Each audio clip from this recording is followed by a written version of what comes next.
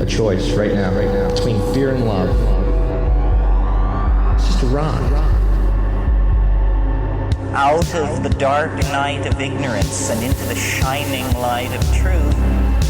Expanding reality. A population of citizens capable of critical thinking. We don't see things as they are, we see them as we are. There's a level of reality where everything dissolves into an ocean of energy. We empower our experience by insisting on our authenticity. That's very profound. Very. Expanding reality.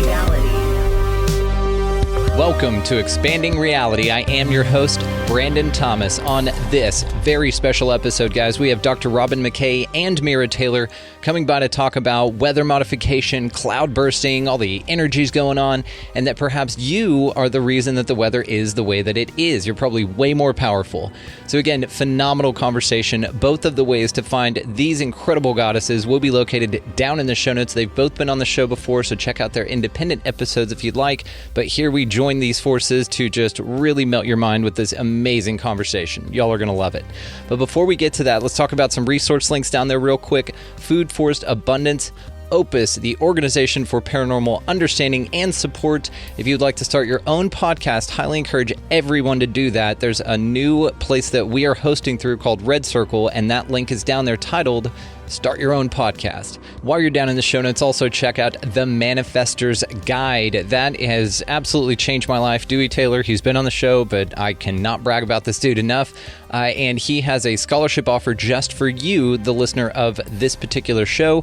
And at checkout, there's an even better thing going on there to sweeten the deal. Enter promo code Expanding Reality, all caps, no spaces, for an even bigger savings on the investment that you are making on yourself. So guys, down there in the show notes as well is going to be expandingrealitypodcast.com. That is where links to all of the socials go, all of the Too Hot for YouTube stuff. The lives are replayed there. The merchandise can be found there as well. Also, while you're there, sign up to become an Expansive Insider. We have a ton of bonus stuff. All of it's amazing. Definitely check out, even on the front page of the website, some of the clips for the episodes that we've released there. They're all up there. So go sign up to become an Expansive Insider. That is a wonderful way to support our mission. We're on a goal here to get 1,000 members, and we are well on our way. That's all we got for that. So let's get to this incredible conversation with Dr. Robyn McKay and Mira Taylor. This episode is actually for Lori Ann, so we are going to throw her the shout out. She wrote me on Instagram and just said, "Hey, I work with Mira. I just heard your episode with Dr. Robyn, and I was blown away." And so I said, you know what? Let's get everybody together and let's hang out. Now, before we were starting here, I guess, we were just kind of chit-chatting about all the weird energies here. So all the ways to find you guys both will be located down in the show notes, of course, listening audience. So both of you are veterans, so we're going to skip the introductions, and y'all go back and check those episodes out. I highly recommend that anyway. Wonderful, wonderful conversations. You two are just incredible. And so, again, to get you guys on together is amazing. I'm just mind blown here already. Now, what we were talking about to catch you up, listening audience, was just the August energies that we're feeling right now, as well as kind of the weather's been doing some weird stuff. The sun, from our observations, been doing some very interesting things. Mira was just, from her perspective, complaining-ish, but from my perspective, I'm like, oh my God, please give me this. And she was saying that it was raining every night there. Well, we in North Texas here, where I'm at, has not experienced rain in about 2.5 months. Anything worth anything. We got a couple of drops. I'm not complaining because I don't have to water my garden. It's been perfect, actually. And I knew you'd spin it that way, and of course you do, because that's you. But I was talking about the fact that we just have not had rain, and we've just been seeing a ton of weird venomous snakes. I've been taking pictures of snakes and looking to identify them, some things I've never seen before. And I think that a lot of things out here are just looking to survive. We're losing, 100-year-old trees left and right. It's just a real bad drought, a lot of heat, 100 plus. And, one of the things Dr. Robyn was asking right before we launched here was about, my observation of the sun. So, Rob, what was your question about that again? I was telling you about how we haven't had rain and things are just surviving, and venomous snakes are coming through and biting the dogs and stuff, and we're seeing a lot more weird stuff. And you asked me what? I just asked, do you think, or are you getting the sense that there's some manipulations in the weather going on in your neck of the woods. Perfect. And yes, to that, about a month into this drought, which we're from North Texas, we're used to heat, we're used to it not raining for stretches, and that's fine. But this one felt different, and it did feel more deliberately, intentionally different, like weather modifications going on, some sort of geoengineering or something like that. And one of the observation is not only the sun, which we'll get to, but also that I hadn't seen chemtrailing. So they hadn't been, throwing stripes across the sky that they just say are contrails at all that month. And then all of a sudden now we're in this huge heat spike. We're in this crazy drought. So it has seemed that the observation is that it's been super, super crazy heat-wise, no water, and then also that chemtrailing hasn't been going on as much. Now, I've seen some lately, and we've been getting some clouds. So honestly, I was kind of like grateful to see it a little bit, which makes me think there's even something bigger going on. So, what do y'all think about the possibility of all things that can be used to deficit can be used to benefit too, is the thing I would say. So some of these things that maybe have been used in a subversive way by particular groups, governments, bodily structures, administrators, don't necessarily have to be used that way by whatever comes to be. Does that kind of make sense as far as just, it's the age-old one that everyone who's seen like the Jean Grey Marvel movie will know, which is when Charles basically talks to Jean about a pen, and he's like, well, there's things you can do with this. You could write a story with it, or you could stab someone with it. So, the tools that have been used for things like that are no different.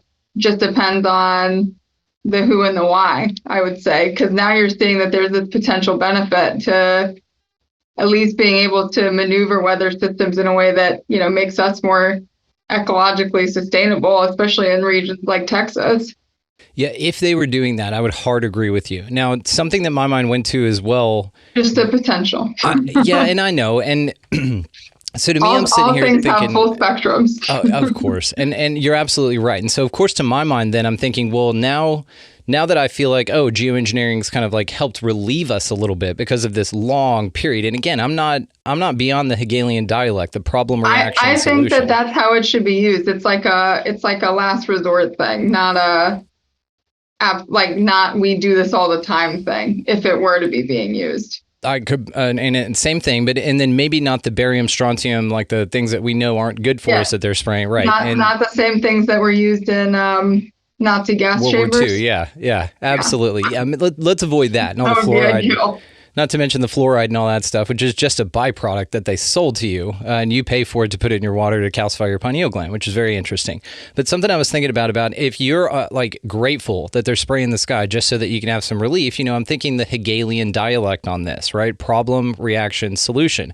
This happens with a lot of things all the time. So perhaps they're purposefully making this super, super hot and something's going on, and then they spray you, so you're like, oh, thank God. And then they're like, yeah, hey, we helped because, and then now just back this plan, and then we'll get to spray you all the time because you wanted it, because we caused something to happen with the weather, and HAARP's involved perhaps.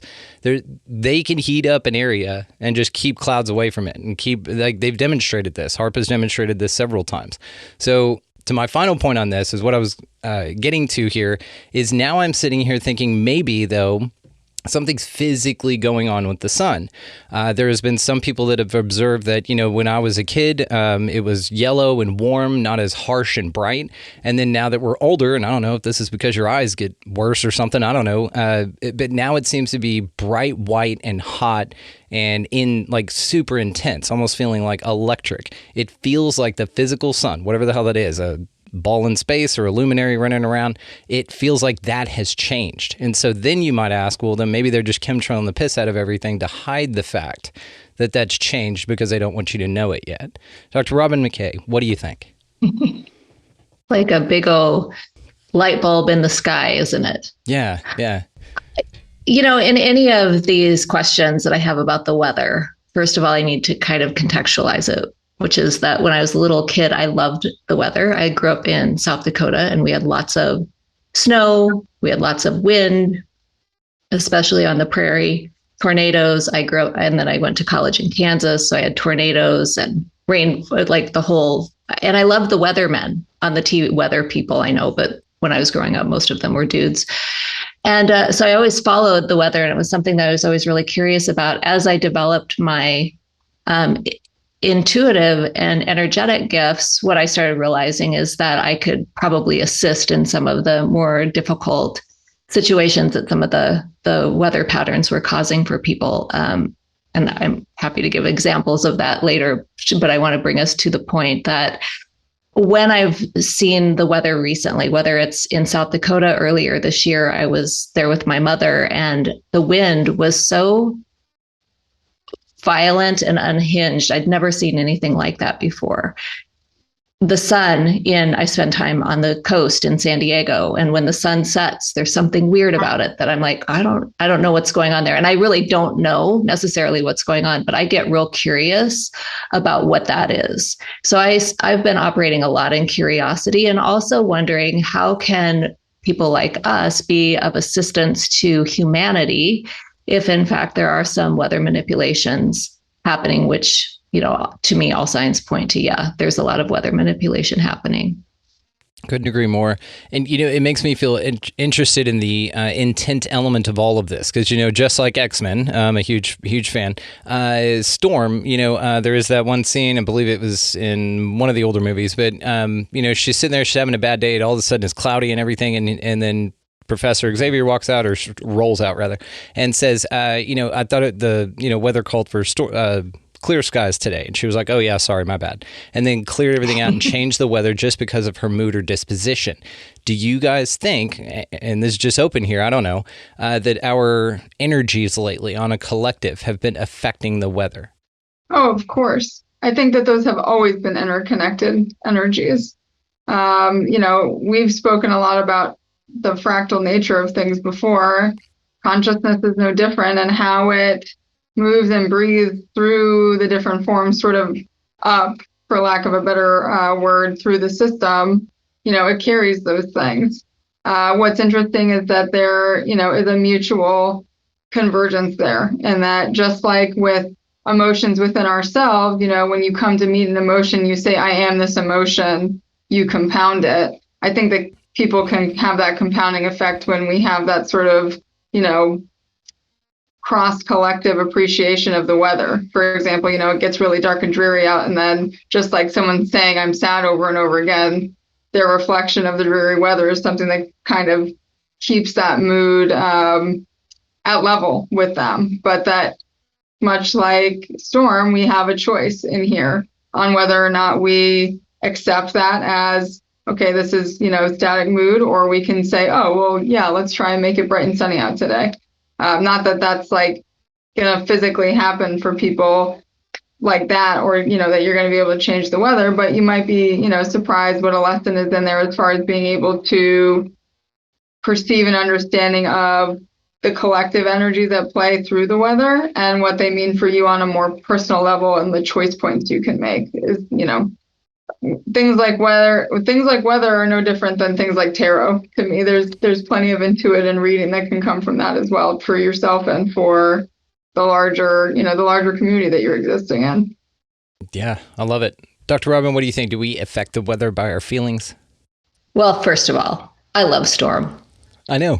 When I imagine myself an X-Man, Storm's my archetype. And if you saw me looking over here, I was quickly searching for something because I couldn't remember the name of the book. But Richard Bach, of course, is known for that book, Jonathan Livingston Seagull. But he wrote another book called Illusions, which I loved. And I started working in 20 some years ago when I underwent my own spiritual awakening. And one of the kind of tasks or challenges in that book was to make a cloud disappear. So I remember laying in the sun, in the summertime at the pool, looking at clouds, and with my intention, making them disappear. It was fascinating to see how that worked. I still can't explain it, but I do know that we have power in it, and we have intentional power. I also know that the powers that be on this planet have a concentrated power, and probably have some technologies that are assisting them in the overarching weather manipulations that are happening. Can we affect the weather? Yes. I think that sometimes energetically we're up against some things that maybe we're not fully equipped for, or I don't want to say equipped or prepared, but it just seems like maybe it's a David and Goliath situation that we're up against. So can we affect the weather? Yes.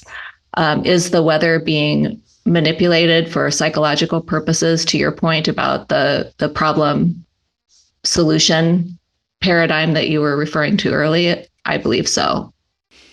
I think that when we work in harmony with the elements, the natural elements, that's when we can harness the abilities that we do have to affect the weather, to call in rain. We know that the shamans and the medicine people from indigenous communities have done so for generations. So yes, and I also think we're up against something that isn't natural. I could not agree more. And rain dances was on the list here. So absolutely brilliant. Now, to something you said as well. Now, I do think, and Mira, I know that we all understand that at a level, this is probably all the same thing, and everything here is part of us, but also on a sub level, operating here for everyone else to see without that awareness. There seems to be two different energies at play here in this dualistic, beautiful, wonderful place that we got going here. Well, yes. So there are things that believe that what is not of me, everything is source, and then there are things that believe that source is separate. And so in that belief, they are the thing that is separate, basically. So yes, to your extent, there are things that are separate from source in this reality, but basically because of their own personal intention and belief that they are separate from source. Do you kind of get what I'm saying with that? Absolutely. And so therefore, maybe even a self-fulfilling prophecy, like not that they really are. It's just that individuation has made that belief system choice within themselves, and it therefore separates them, because belief is just as powerful for them as it is for someone who believes that they are one with collective or source or nature, or whatever emanation you're connecting with, to your effect with the shamanism. That's another thing that's interesting too, is that we seem to always want to push towards some material tool like solution when it comes to like material world manipulation, instead of trusting in sort of that astral, subconscious, collective conscious that people like shamans trusted in, where they understood that there were sort of entities, deities, emanations, whatever you want to call them, that manage those things in an unreal way, and that we could trust in those beings. That's a much more common belief in places like the East, where they still believe that, dragons are basically who manage the weather at a faith-based or religious level, that they truly believe that they're real entities, that they're real entities, not in the sense that you can really touch them, but that they are real, that they have, work to do on the other side. And that there seems to have been a loss of connection and trust to that sort of work that was actually highly effective and highly organic and natural within sort of the mind-body-spirit complex of humanity and Earth, as opposed to us thinking like, let's build a machine that changes these things, or like we're going to do it ourselves without asking, for the connection or assistance to these sort of subconscious emanations or deities that we can connect with, that people like Aboriginals connected with all the time. Hell yeah. You're a total Jean Grey, by the way. You keep forgetting my Scarlet Witch. Come on now. Yeah. That new Doctor Strange is badass. I would prefer Vision over the crappy love triangle that Jean got. Oh yeah, she's kind of a thirst trap for both of them, and she knows it too. Anyway, Vision seems nice. Right. And one of the things that I've been looking at here with the geoengineering, I've had Matt Landman on. He made a wonderful movie called Frankenskies. It's completely free, so I'll go ahead and link it down in the show notes for you guys. But it's all about geoengineering. He did a wonderful, wonderful job on it. So anyhow, but whenever we talk about like geoengineering and stuff like that, it almost seems like this faction that says that it's separate from source to play that role here for our evolution and its evolution, if you want to put it that way. They don't trust source because they don't trust themselves, so they have to keep making things to fix the things they don't trust. Right. And in my mind, it seems like it seems like there's like a certain amount of, magic here that some people have access to. Maybe not everyone, or maybe if you don't believe in it, it's not true for you. That means that you don't have access to it. Or these things, lizard turds running the show, whatever, don't have access to it. And so they manufacture it in a technological way. And we talk kind of a lot about this bifurcation between this transhumanism agenda, them wanting to throw a chip in your head and all this, and the AI and all of that. And that's an awesome conversation. And then also more of the, natural way of going about it. I see a lot of people abandoning produce in the groceries and starting their own gardens, getting chickens, things like this. This seems to be like a draw to be less dependent on a system and more independent in yourself. But also there's a system in place here that we're all kind of loosely, the ends are fraying a little bit to it. And whenever you look at things like the weather affects us so damn much, and this observation of like, oh, well, it, is beautiful and gorgeous Monday through Friday when I'm at work. And then on the weekends, it just rains the whole time and I can't do anything outside. And that project's just been sitting there and all of these things. And people get stuck in that pattern. And therefore, maybe the weather just repeats that pattern because it thinks that that's what you want. You affect it in that way. And so if weather affects us so damn much, the lizard turds here that can do something about the weather probably manipulate it to their own ends to make us be a loose trap for them, or to guide our narrative in a certain way, or to, make Texas pretty incendiary right now. People are cutting people off, tempers are a little high, and you just do that to an area for long enough, and it can have some actual physical results on the landscape and the people there, the psychology. So to this end, Dr. Robyn, I completely agree, and Mira, of course I agree, because you're both absolutely wonderful, and I agree with you, that there is something going on here, and at a greater level, it's, source expressing itself. But I am curious, though, what in your mind, Mira? I think it's source trying to get other parts of itself to remember they really are itself, if I'm being honest. It does feel like these are things that, while source is trying to love and have compassion and like make the space for reintegration, that it's still the choice point of those particular individuations to want to trust in that process, basically. And it makes sense because they have done so many things that are manipulative in a untrusting way, right? That whole concept of be the change you want to see in the world. It's really hard for these, I think, particular individuations to appreciate that something won't treat them the way they've been treated, or the way that they've been treating others. I'm sorry, I misspoke on that. So ironically, it's at a bigger scale, but it's no different than the average person in an individual way at a psychological level who has trust issues.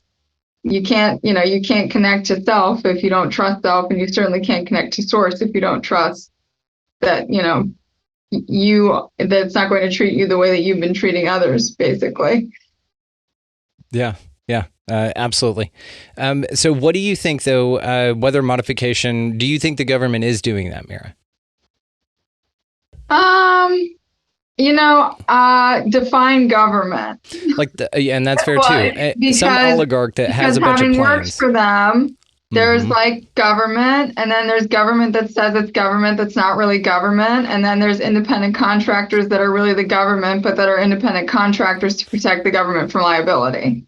So, totally fair. Are we including all of that? We are indeed. Yeah. Anything like that's given authority in some way, or taken authority. So I think that there are quite a few independent contractor systems, especially in the realm of things like studying what that does, that, the government is willing probably to invest in and pay for out of their own interest, because even from a military defense level, there's an understanding of what weather manipulation could do for military, for example. So I could see where maybe our military would be investing in that, but that they probably would be doing it through independent contractship and not, no, it's not directly the government doing it. I would say, I live near a place called Mount Weather, which is in, I think, Bluemont, Virginia. And it's right next to DARPA and sort of the weather monitoring systems here. And I will tell you, it's kind of obvious sometimes where things start as far as the weather goes. Like if you're paying enough attention on a daily basis, you can see where things emanate from and move from in my area anyway. And it's usually from pretty close to that region or that space near us. So it definitely, is something that can occur, but it's also something I realized that, they are probably studying from the perspective of thinking, wow, this has military implications that could be pretty big, which is true. Now, granted, is that really what we could be using it for instead of like, how do we make it rain more in Texas or the Middle East and reestablish forest lines and the ecology of the planet? Because that would be awesome if they used it for that. And there's every possibility of it being able to be utilized for that. But, right now, I think it's mostly from the standpoint of how do we figure out what this does to human minds in particular communities, because from a military perspective, that could make a huge impact if you're working with inside of another nation, even, for example. Yeah, it's just like a pen, right? In the Jean Grey example, it's however you use it. And, it would be nice to just kind of trade off like they do with telescopes every now and then. Those huge telescopes, they'll be like, hey, we're going to have it from this time to this time. Okay, you guys do your weather modification for, military purposes. And then we're just going to go make it rain in Texas for a few hours because I really, really, really need it. And it's not lost on me that the fact that we feel that we need it perhaps is why it still hasn't happened yet. And so my wife and I have same thing for about a month now. Again, it's been about 2.5 months. For about a month, we've been like, no, we don't need rain. It's fine. We don't need it at all. Just doing the reverse psychology thing. Here's the PSYOP experiment that would maybe benefit this, which is that if they gave false news that it was going to rain to the entire region and saw what happened. This has actually happened, which has been hilarious. There has been one day that it was like 30% chance. And so the shamanism. Yeah. And so we were all like, yeah, hell yeah, 30-something% chance. That's the most we've had in forever. And even when we have like a 15% chance, we're like, hell yeah, hell yeah. And just for the audience here, because a lot of people don't know this actually, that the percent chance isn't the percentage of chance that it's going to rain. It's the percentage of that area that's going to get coverage from rain. I know that sounds weird, but that's what the percentage is. So that's like the percentage they put on milk, right? Where it's it's not really 2%. It's right. Like 0.002. That's funny. Exactly. I've been listening and listening to my guides as I'm listening to you, and it occurs to me a couple of things. One is that, isn't it interesting how for most of us, and even I find myself falling into this as well, we feel that we're at the mercy of the weather. We can always make sense of the weather. We can say it's a drought, or we can say it's really hot. I just talked to my mom yesterday up in South Dakota. She's like, it's 100 today, but at least it's not. At least it's not storming. At least it's not. And we make the best of bad situations, because that's how we've been trained for generations to look at the weather as something that is out of and beyond our control. In fact, maybe I'm off on this, but I feel like that's the one thing in our world that continues to be the thing that most people would say is out of our control. Yeah. So, and it's not that they're not wrong about that, especially with the talk of the geoengineering, but there is something to what if we collectively, because I'm always looking at how can we help humanity with this? How can we ground this and bring it into something that is useful in terms of our daily operations? What if we started expecting and commanding something different into our lived experiences other than I'm at the mercy of the weather? Does that make sense? Absolutely. So it makes a lot of sense. And a lot of this comes from more Orthodox and Christian belief systems that are pretty distortive, which turned weather into the wrath of God. Yeah. That the weather was the hand of God by which we were punished for centuries. That's where that has been subconsciously beaten into a lot of minds of that more Orthodox mindset for a couple thousand years now, basically. And it wasn't just them, a lot of Anglo-Saxon belief systems were like that too. Even, I have respect for, the Celtic and the Gaelic traditions, but a lot of even the runic understandings had to do with, how do we protect ourselves from the weather?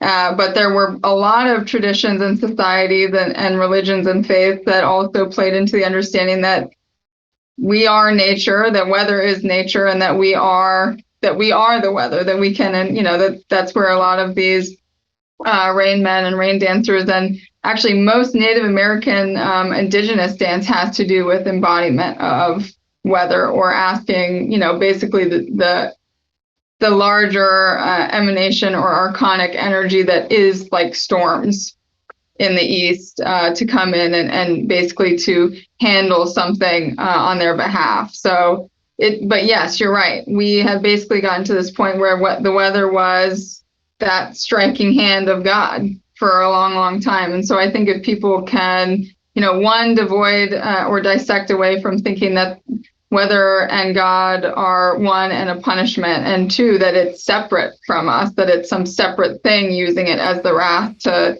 harm us. These are subconscious belief systems that people basically have to like very intentionally deconstruct and build anew so that they can manifest that perception or reality for themselves. But the deeper it's embedded in the subconscious, the more it's going to take each person to, imbue a new sense of belief intentionally that can override it. So we can be one with things like the weather again. So we can feel that, sort of that natural embrace. Like I've been feeling that more now with the way the rain's been, because I'm like, wow, I don't have to water my garden. This is wonderful. Like, oh, it's been really dense and humid today. Wow, this is relieving now. It's good for your skin. Yeah, exactly. So, I think there's choice points that need to be made here too. And part of, even though, the greater, I would say, result of even what you talk about, Brandon, in your area is that there are a lot of people who are going to learn how to make mental choice points or evolve and adapt due to what's happening because of the necessity for it, unfortunately.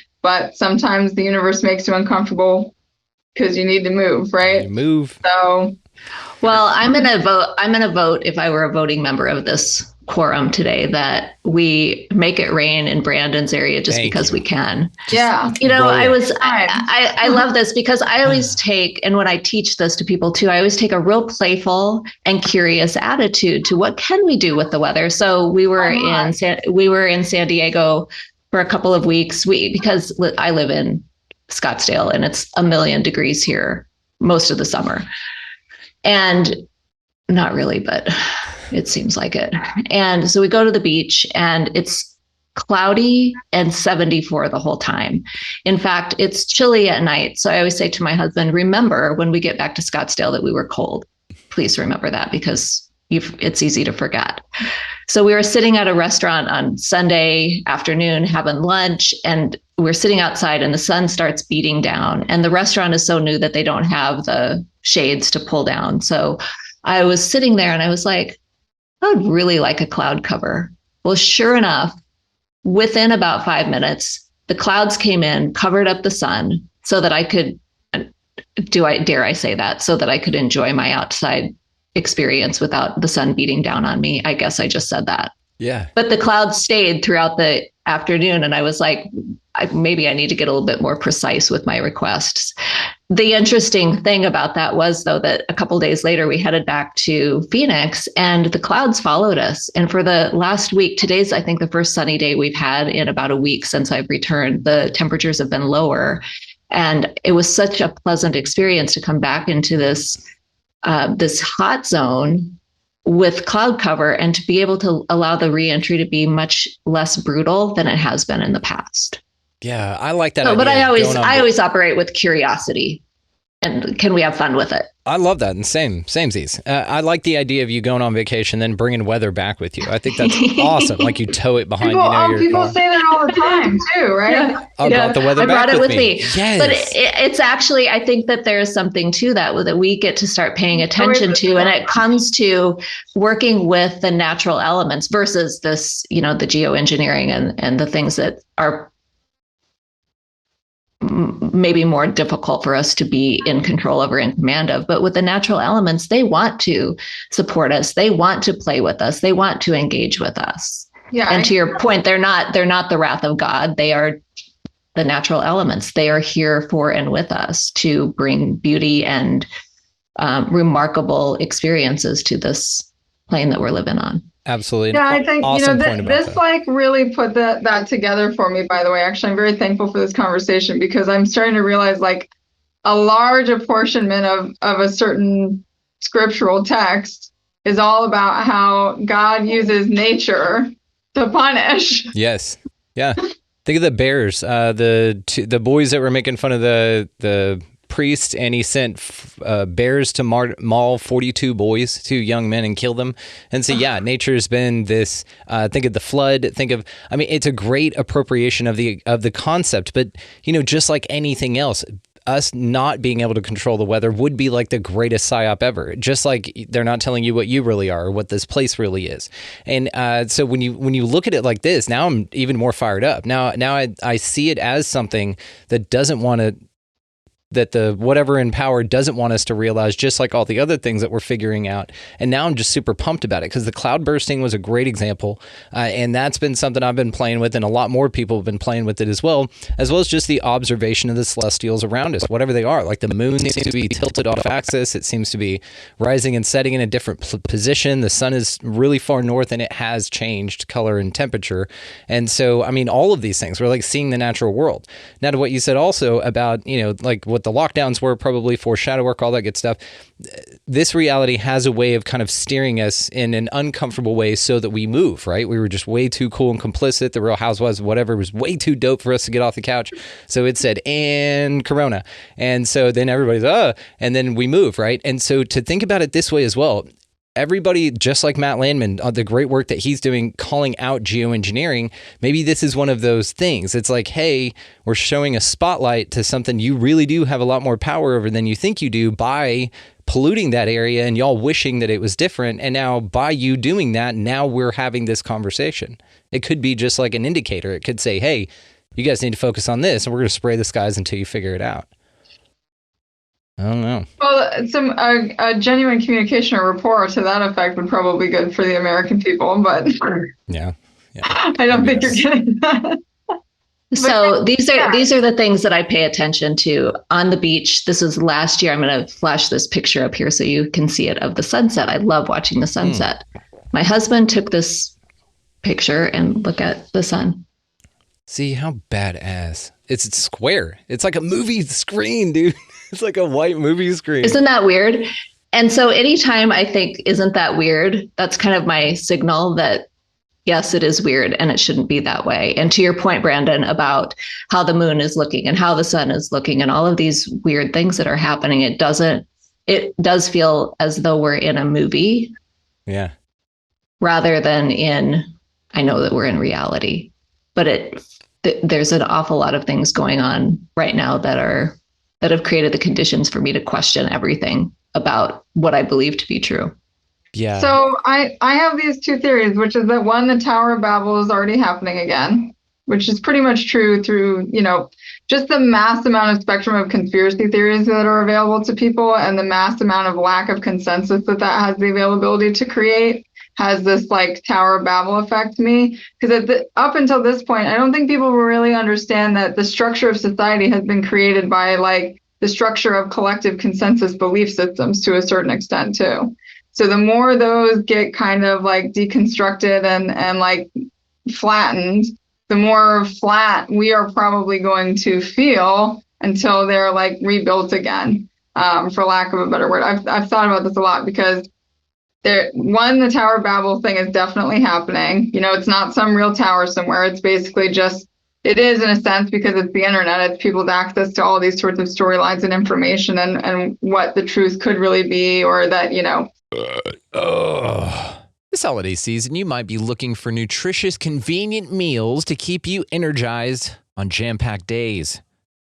Factor, America's #1 ready-to-eat meal delivery service, can help you fuel up for brekkie, lunch, or dinner with chef-prepared, dietitian-approved, ready-to-eat meals delivered straight to your door. They just drop them at your door, people. You'll save time and eat well. You'll stay on track with your healthy lifestyle while taking all of your holiday to-dos in stride with good meals in the tum-tum. If you're too busy with all this stuff, these meals are easy to get done. They taste great. All you've got to do is head over to factormeals.com/expandingreality50 and use code expandingreality50 to get 50% off. That's code expandingreality50 at factormeals.com/expandingreality50 to get 50% off. Just the opening of the mind can be a little bit dangerous, but that, it's important nonetheless. And then the other thing is that the flood is basically happening, which is that it seems as though a lot of ethereal or aether-like energies, spiritual energies that maybe had been dammed up for a long time, got released and have sort of flooded general humanity. Because there have been a lot of people that have been having really strange and eye-opening spiritual experiences over the last 2.5 years and been finding a lot of parts of themselves. And I've just sort of realized, like, wow, there is a lot of spiritual presence on Earth and amongst us that was not feeling like it was there 2.5 years ago or 3 years ago, before this stuff happened. I remember when it first happened, one of the very first weird things that I experienced was I would be in a car and I would be driving and I would literally feel like the pressure change, not, like through the area that I was driving in, to the point where it would be like, wow, my legs feel heavy now. Why is that happening, kind of thing. Now that's dissipated a lot, but I just think that there was a lot of stuff that, they sort of talked about, not to bring up that particular political arrangement or party, but that whole idea of draining the swamp. The swamp is actually something that is a metaphor or symbology for esoteric energy.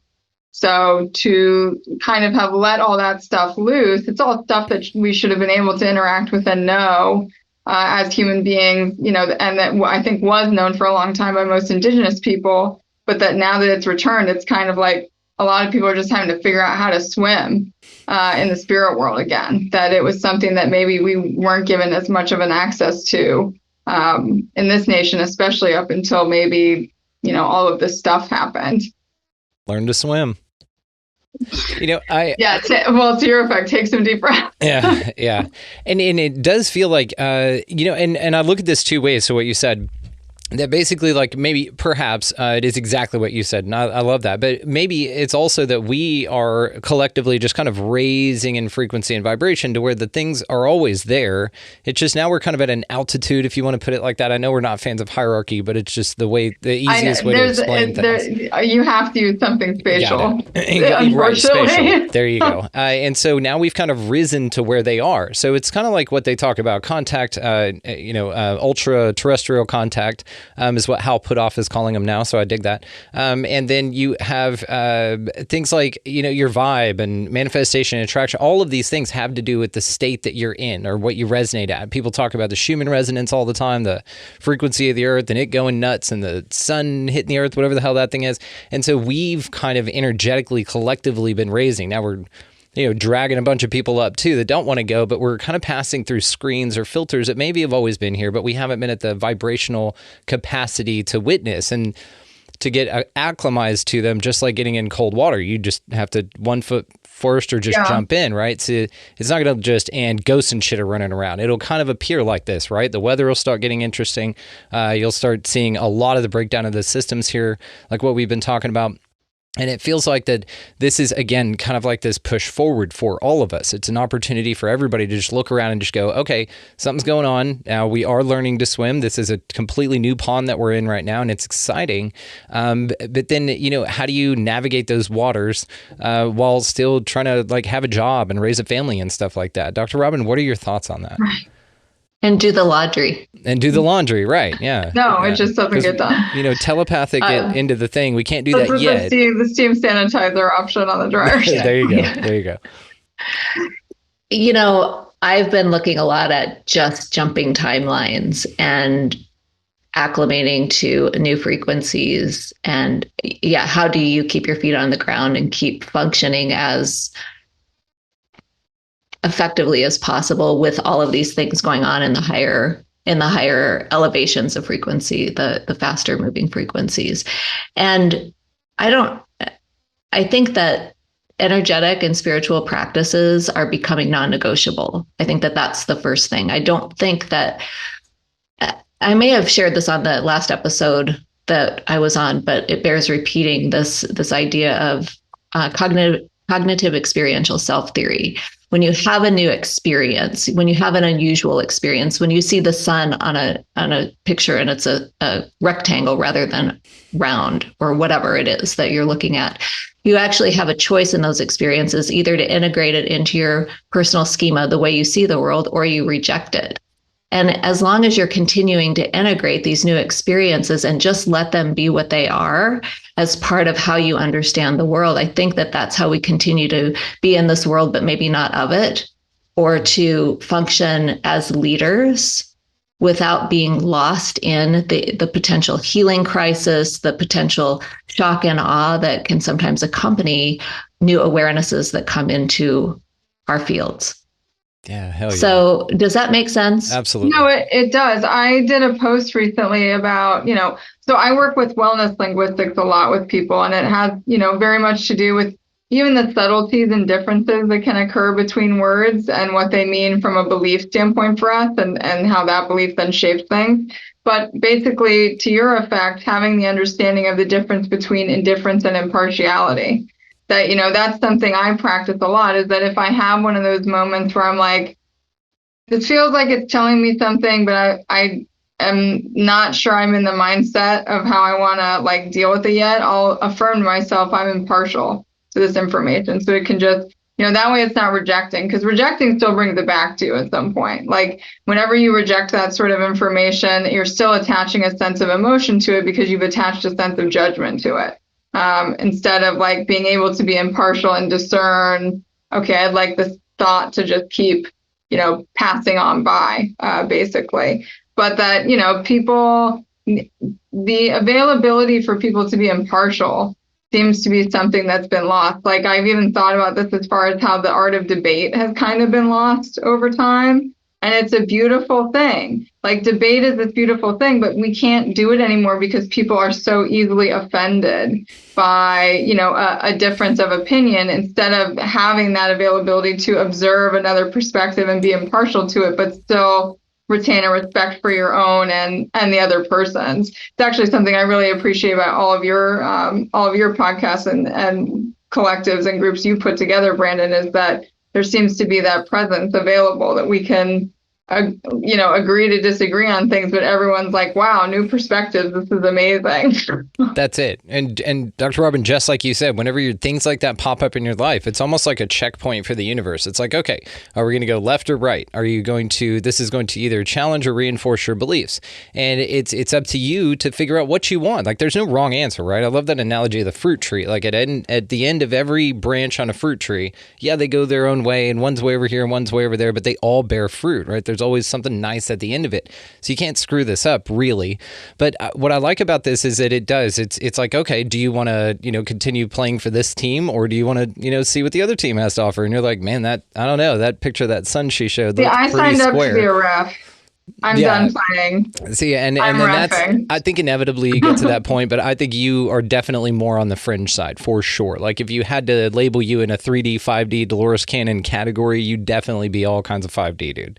But when navigating it this way, though, it's very, very fun and interesting if you allow yourself, that time, because really once you reach those points, you have to make a choice. It either, again, reinforces your belief system by you just going, no, it's an optical illusion, Robyn. That's a thing. It's photoshopped. That's so easy to fake these days. I know a guy that can do it for $5, whatever. And so that only reinforces that idea. Or you just go, damn, I don't know, that's pretty damn square. That looks like a portal or like a garage door, a hanger opening to another reality in your mind. I'd like that to be real. Yeah, just for even funsies. if it's not real yet. You know what? Wow, thank you for this resource material. I would like that to be real. It's not people need to start looking at it from that sense too. It's not just, deciding whether or not it feels real or not. It's, do you want this to be real? We're kind of, I think at a pretty collective level right now, we're getting choice points about how we shape reality. And I think people are a little bit scared of it, honestly. But they're scared of it because they're scared. I think that we're scared of our power to shape reality because it requires responsibility and commitment to doing so. So no longer are we able to place a blame or the responsibility on somebody else, the powers that be, God, whoever. Instead, when we reclaim our own sacred autonomy and we say, okay, so this is my reality, and this is how I'm choosing to shape reality and to co-create with God, the universe, whatever, however you want to phrase that, there's just a big sense of responsibility, and it's scary because that's the thing that we've been kept from most of our lives as well. We're always supposed to do the thing that somebody else tells us to do, that mom tells us to do, or dad tells us to do, or the schools. If I want to go to school, what do I have to do? Or the government, what do I have to do in order to be a good citizen? So when you're reclaiming your sacred autonomy, that is when I think that you come into full responsibility and ownership of yourself as a co-creator of your experiences. Yeah, hell yeah. And you could see another indicator for this because of the social credit system that they're rolling out in China, that they're threatening that they're going to bring here, whatever. But it's that idea that, well, you have to do exactly what this says that you have to do with facial recognition software, with penalization of all of your friends and family not hanging out with you, getting divorces, getting fired because you like smoked on a bus or something, you know what I mean? Or whatever, accidentally littered, something like that. It just tanks your whole life. It's that like fitting into this mold, and if you don't, you're fucked. And it's that squeezing that's bringing everybody out. You know, there's a lot of spillover occurring, which is wonderful. Again, it feels like another mechanism of this place, even though it's uncomfortable. It's something we wouldn't like to see. You know, ideally, we wouldn't like for us to have to learn that way, but that's the way we have to learn, and so therefore it's necessary. But you know. And to Mira, something you said earlier about the cultures and geographically specific, it just made me think of the example from Peter Shampoo when I had him on about the pyramid versus circle cultures, right? And so this is like this, you know, endemic culture mentality. So if you're in the northern climates, right, or perhaps where all the people have collectively agreed that it's going to be bitterly cold for a certain amount of time, then, you know, you're in this survival mode. So it's this top-down pyramidal structure. You have some hierarchy and some level telling everyone what they need to do so that everyone can survive. In circle cultures, which circle the equator, which are in where the indigenous people have just decided that the land is plentiful, that they're part of nature, and that it's abundant, it is so. And so it's like, again, even like this duality with our climate regions, you know, our temperate zones and personality types and even belief systems and cultures, all based on the weather. And, you know, or again, even language, you know, that I would say those drier, colder regions, people speak a drier, colder, you know, draw. There's like, you know, it's pervasive for certain. And in the North, you know, like I talked to Jay Hennihan, I love the hell out of him. He's from Massachusetts, and he's just sharp. He speaks with points, you know what I mean? And I'm Southern, so we speak with rounds and draws and and you're nice and, well, not right now, but, you know, humid and warm and... Yeah, up here we have a dry heat, which is, I guess, like you, Robyn, in Scottsdale. It's a dry heat, and I hear that that's good. But again, it's this consideration that we have for something that's, you know, extreme and not comfortable, right? And so, yeah. But yeah, no, so that's interesting, just about the cultural mentality based on, again, climate and stuff. So let's get back to the sun real quick, because I'm just super curious what you guys have to think. Dr. Robyn, what do you think about the sun? Do you think that it's changed? Do you think it's the same? What's going on with that? I had an existential crisis about 3 months ago where I was like, is anything actually real? Oh yeah. And I share this because I think like that, once a week. Yeah. Am I really like Free Guy, the Ryan Reynolds film? Is that really what's happening here? Or is this Matrix, or what is this? And so it really has brought me to a place, you guys, there's a Roadrunner right in my courtyard, right at this moment. Take a picture. Okay. I love Oh my God. He just ran into my window. Oh, we thought he was another. And then my handyman just came through the door too. Wrangle was preceded by the Roadrunner. My God. Oh, we should look that up. They're What's all, that an omen of? Sorry, hold on. I don't know if I can get him. That has to be Squirrel. an omen of something. I have a book very specifically on my shelf that all right, he's gone, but that was weird. They're not as big as they are on the cartoons. I don't know if you guys knew that. No. Yeah. They're like raptor like. Yeah. Yeah. Well, birds are reptiles. So I always look at what are the synchronicities, what are the serendipities, what like that is something that was either a glitch in the matrix or a synchronicity, and probably both.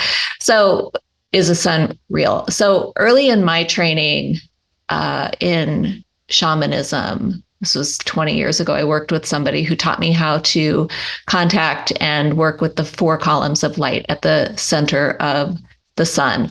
I thought at the time it was the sun that we see on the earth plane. It's actually the 4 columns of light in the central sun, the heart of God.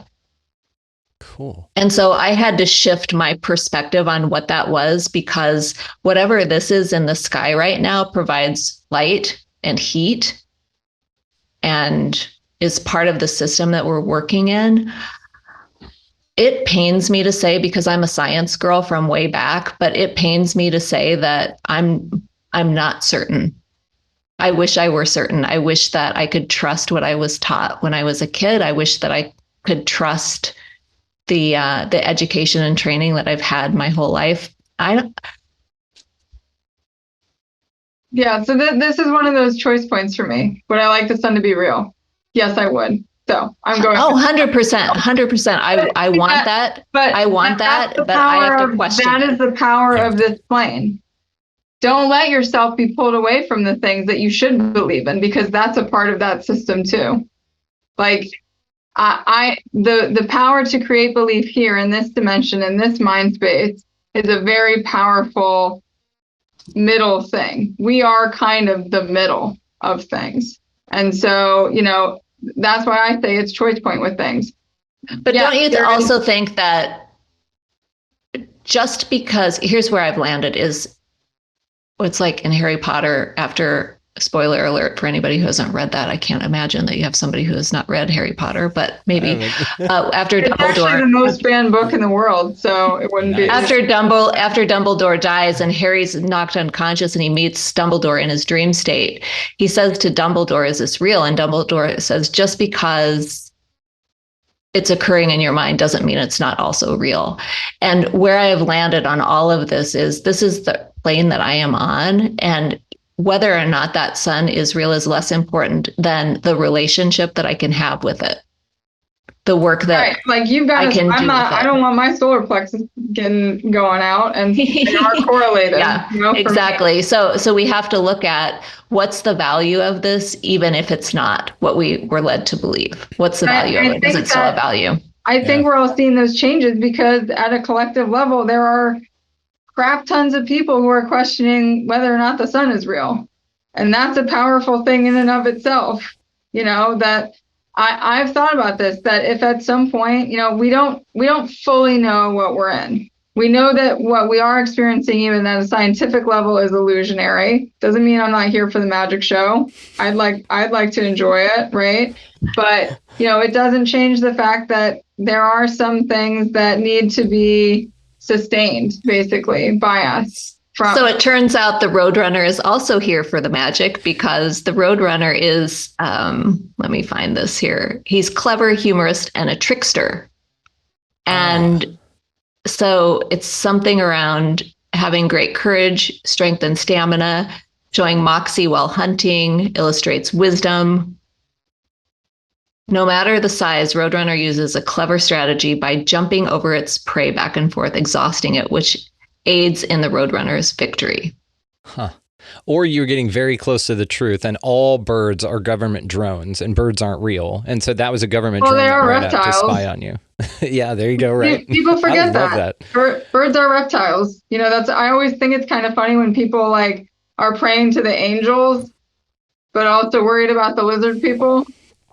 Yeah, it's done like that on purpose. Well, angels obviously, are lizard people too. If you're looking at science, that is technically where they came from. It absolutely fits the narrative, because it has to, because the snake in the Garden of Eden and all that good stuff, and that was another one, Garden of Eden. Well, weather was perfect. I think that's a narrative everyone's ready to let go of too. Yeah, and what I like about what you said about you being young and going on a scientific path is actually they, against their better, I guess, intention, they did send you on a tremendous scientific path, because now you're dependent on your observations, not what fits into a box that's been, accredited and acclaimed, which we know is, mostly nonsense. There's definitely some truths in there, but as far as structurally and all of that, it definitely hides a lot from you. And so really it seems like now you're, question, because you're in such a place of I don't know. That's the most scientific in my mind that you could be, is because now you're at that curious, investigative, kind of vulnerable awareness state. And trusting your perception. Oh, yeah. And discerning truth.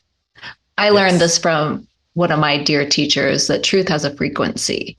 And so when you are crystal clear about who you are in this world, then you can just make the observations. And I'm going to go with the second, your interpretation of the Roadrunner getting too close to the truth, and it is reptilian. It came and banged against my window to get your attention. Not in a hi kind of way. I don't mean to make them the bad guys in that sense. I just think it's funny to forget them.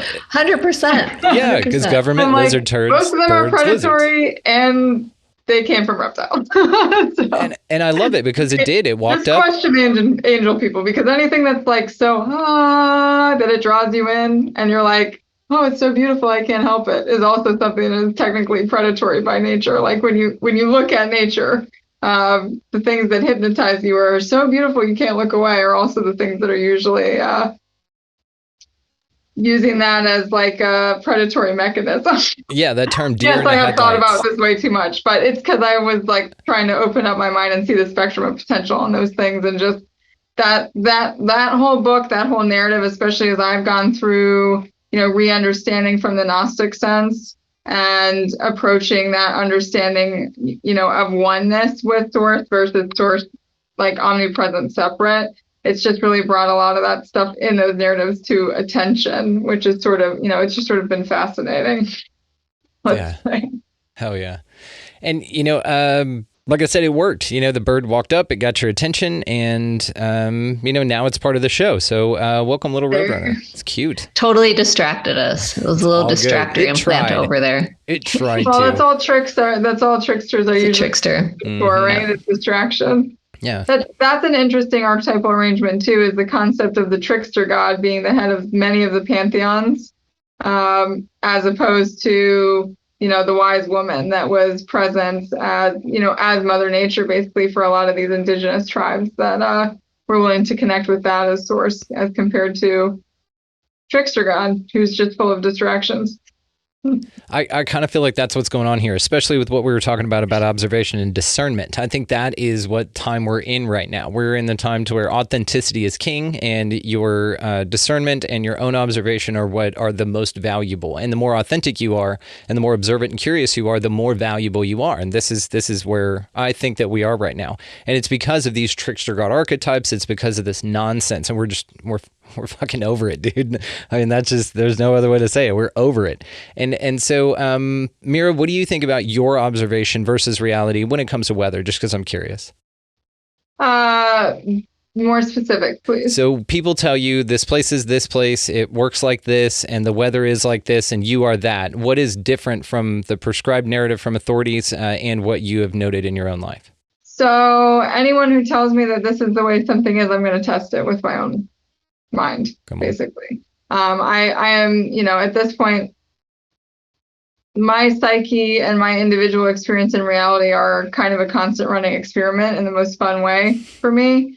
And so I'm not going to say I seek out or welcome those things, but as they present themselves, I'm sort of happy to challenge them, basically. I think there can be an arrogance with the power of the mind too, which is that you do need to challenge or practice things to actually see, like, there are some things that just don't work.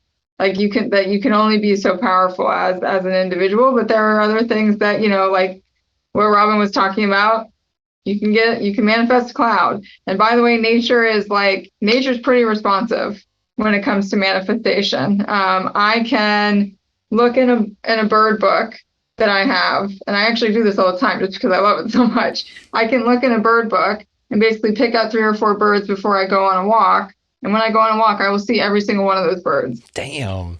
I love that. Now I could pick one that, like, I could pick a toucan. You're an albatross or something. Yeah. Right. Am I, that's the way I could choose to kill the magic if I really wanted to, by being sort of gluttonous in the attempt of the power. What if that's not gluttony, though? What if that's just... And it's not to say that I won't ever see a toucan. It's just that, like, this expectation that if I could look in the book and go on a walk outside in Virginia and find a toucan in nature, that would be, that would be a way I could kill the magic. It doesn't mean that the powers that be or my subconscious aren't attempting to align me with that at some point, but it's also like I think this is one of the things that people don't appreciate about time with manifestation too, is that patience is a virtue for a reason. And like being able to be patient enough and trusting enough of the things that you ask for, but that nature is this really beautiful place you get to practice like almost kind of instantaneous manifestation if you're realistic about it. You know, I'm looking for like cardinals and pileated woodpeckers and hummingbirds, not, you know, something that I know is pretty much, you know, would basically be because of like a rift in the time space that it showed up. You know, this brings up an awesome point because, you know, then Brandon's like, no, make the rift in the time space. Oh yeah, I'm going there.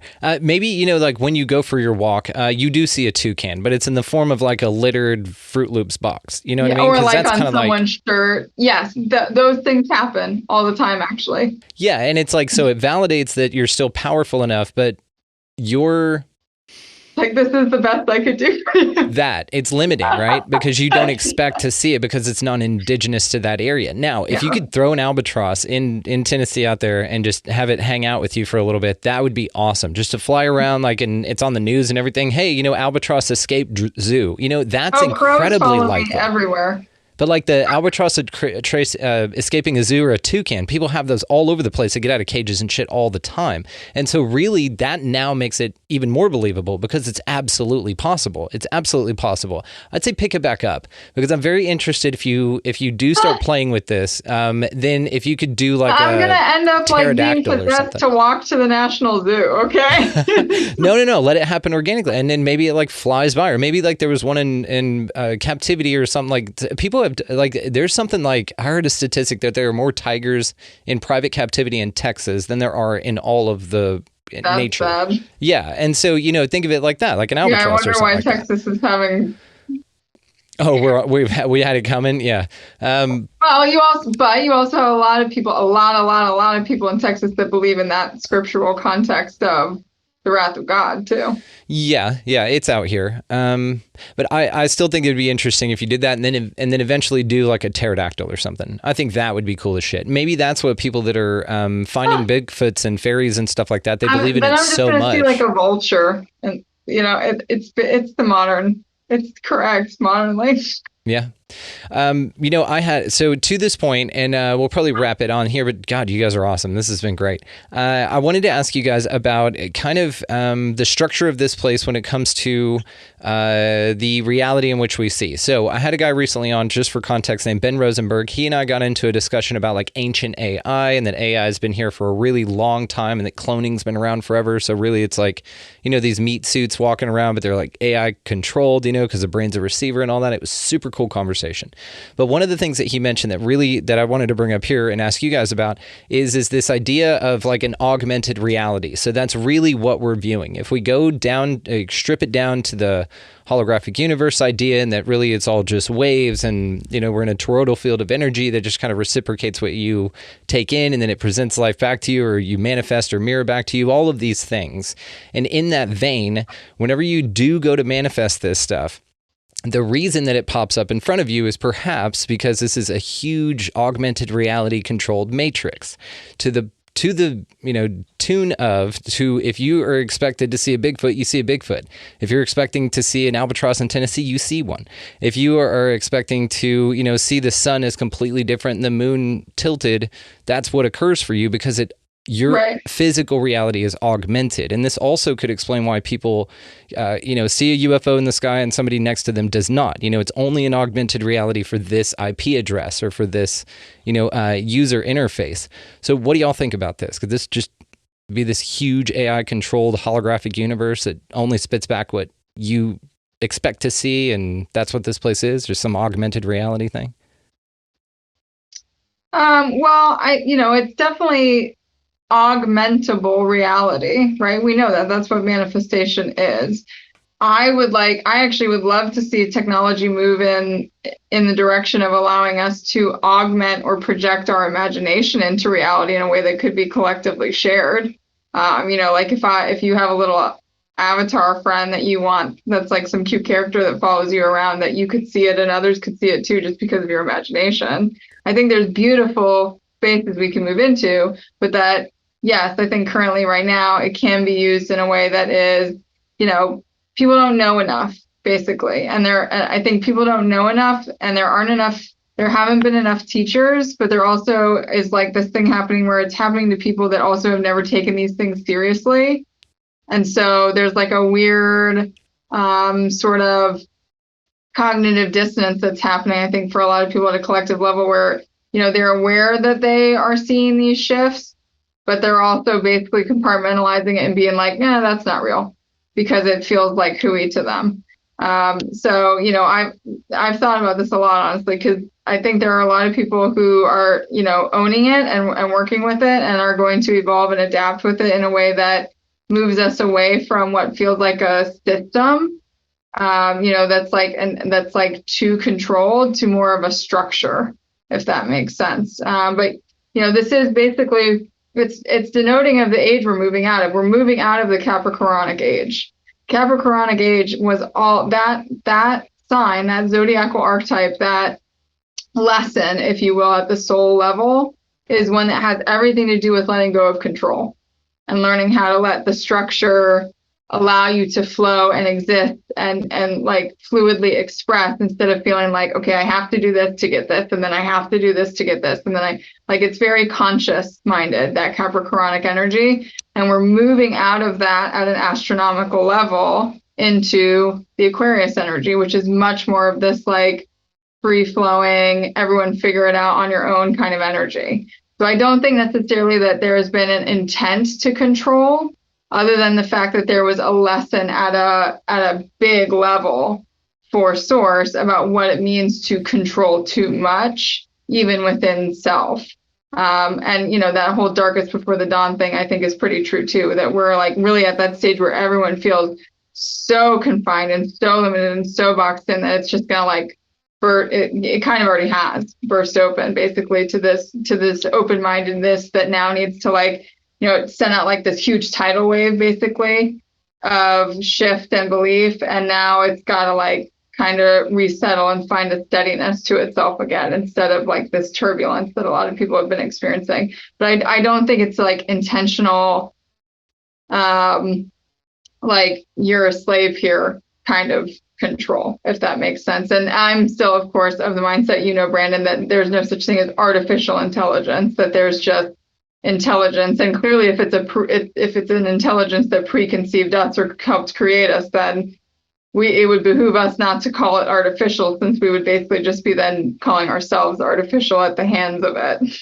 Absolutely. It's that separation we do need to delineate in our observation, because it just seems to be occurring in that way, and it's just an easier way to express it. But yes, absolutely. And I love your perception on AI, and that's why I asked. So, Dr. Robyn, what do you think? Is it even possible? Could this just be some huge thing, and that's why you're able to manifest whatever you want, because it's augmented. It's meant just for you. You're the hero here. It's your story. I have to look at what I know for sure. And I know for sure that I'm a divine and eternal being of love and light. And I know for sure that I'm on a mission here to anchor in light and to shift consciousness, to elevate consciousness. And if this is the playground we are working in right now, which is that consciousness is at this point a commodity, and there are a lot of things competing for our consciousness, that we have to be incredibly discerning about what we're thinking about, who we're hanging out with, and where we're focusing our time, attention, and energy. So when it comes to manifestation, here's what I always teach. I always teach it's who you become in the process. So when I talk about manifestation, I can't talk about that without the context of actualization, which is a process of becoming. So is this augmented? I don't know. I'm a psychologist. I don't know. But what I do know is that we as humans, as human beings who are divine and eternal beings of love and light, we do have the capacity to make decisions about how we want to live in this world. We are not at the whim. We are not meant to be at the whim of some other consciousness or some other being or some other faction or some other reptilian. who may or may not be trying to control us, siphon off our energy, siphon off our fear, eat our fear like it is the nectar of the gods. So where do I want to go with this other than I think it's real important just to come back to answering the question, what is my purpose here?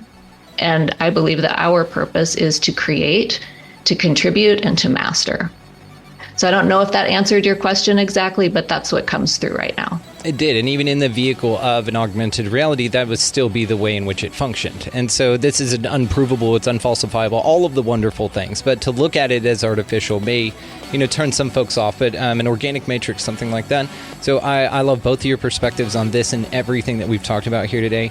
We are definitely just going to have to do this again. We may be making this a damn series for the Expansive Insiders. We'll talk about that off air.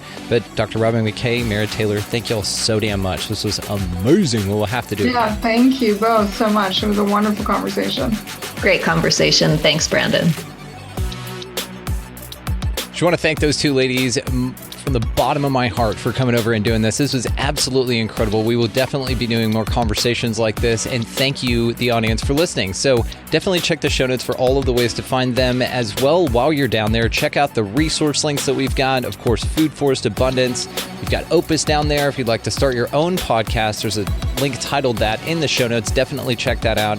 As well as the Manifestor's Guide. Huge discount on investing in yourself through the link in the bottom of the show notes. As well, to just sweeten the deal, type in Expanding Reality, all caps, no spaces at checkout, and he's going to hook you up with an even sweeter deal than that. So definitely check those resource links out, guys. We put them down there so that you can benefit from them. So enjoy. Also, while you're down there, check out the link titled expandingrealitypodcast.com. That's going to be links to all socials, merchandise, all the fun stuff.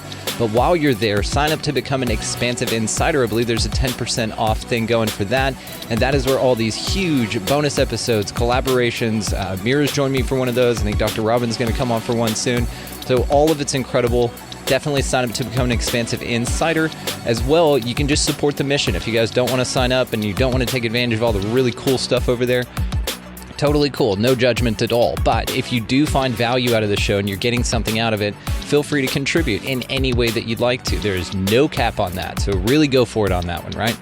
All right, guys, go out into this beautiful place, whatever the hell this thing is, and y'all pick up a piece of litter. You see it floating around on the ground there. Go ahead and be nice to everybody that you come across. Get out of the left-hand lane if you got somebody behind you wanting to pass. If you want to go above and beyond, buy somebody in line a coffee or a meal or something like that around you. It makes a huge ripple effect in the collective, and it just makes your day. I'm telling you, it's the craziest thing. It makes your day, which is wild. You buying something for someone else makes your day. It's amazing. So above all and anything else, guys, go out into this incredibly mysterious place, whatever the hell this thing is, and y'all just be good to one another.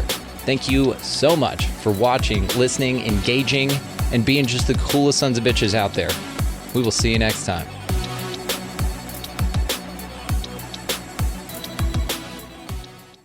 At Sleep Outfitters Outlet, great sleep is a big deal. Save 40 to 60% every day on every Sealy, Stearns & Foster, and Tempur-Pedic. Queens as low as $249. Customer exchanges, closeouts, and floor samples. Inventory changes daily, so come in for your dream deal today. With no credit-needed financing, expert advice, and up to 60% off retail, it's never been easier to get the sleep and savings you deserve. Go to SleepOutfittersOutlet.com for financing details and to find a store near you.